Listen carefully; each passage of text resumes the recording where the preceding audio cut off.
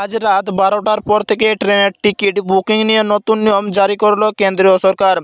বন্ধুরা, তবে কী নিয়ম জারি করা হয়েছে ট্রেনের টিকিট কাটার আগে অবশ্যই আপনাদেরকে এই নতুন নিয়মটি জানতে হবে, না হলে আপনারা ট্রেনের টিকিট বুকিং করতে পারবেন না। তো আসুন আপনাদেরকে এই ভিডিওটিতে একদম বিস্তারিতভাবে জানিয়ে দেবো। অবশ্যই আপনারা ভিডিওটিকে প্রত্যেকেই প্রথম থেকে শেষ পর্যন্ত মনোযোগ সহকারে দেখতে থাকুন।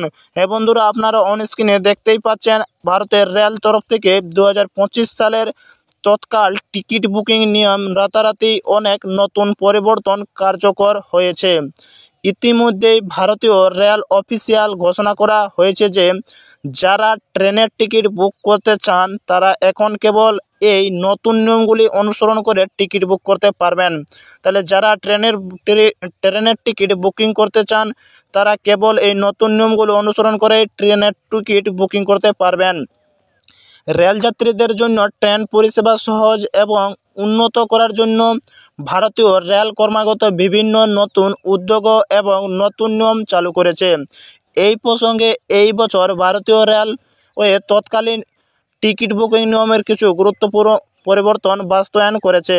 তাহলে তৎকালীন টিকিট বুকিং নিয়ম কিছু গুরুত্বপূর্ণ নতুন পরিবর্তন এনেছে। আইআরসিটির নতুন নিয়ম এখন সকাল 10টার পরে তৎকাল টিকিট বুকিং করা হবে না। তাহলে আইআরসিটির নতুন নিয়ম এখন সকাল 10টার পরে তৎকাল টিকিট বুকিং করা হবে না। অনুগ্রহ করে মনে রাখবেন, সময় পরিবর্তন করা হয়েছে। তাহলে সকাল 10টার পরে টিকিট বুক করা হবে না। আইআরসিটিসি আশা করেছে যে নতুন তৎকাল টিকিট বুকিং নিয়ম যাত্রীদের জন্য ট্রেন পরিষেবাগুলিকে আরও নমনীয় এবং স্বচ্ছ করে তুলবে।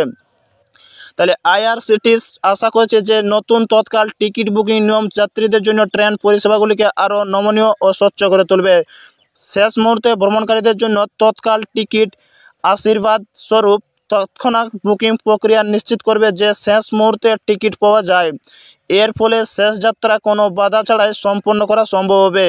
2025 সালে নতুন তৎকাল টিকিট বুকিং নিয়ম অনুসারে তৎকাল টিকিট বুকিং এখন সময়কাল 11টা হয়েছে। তৎকাল টিকিট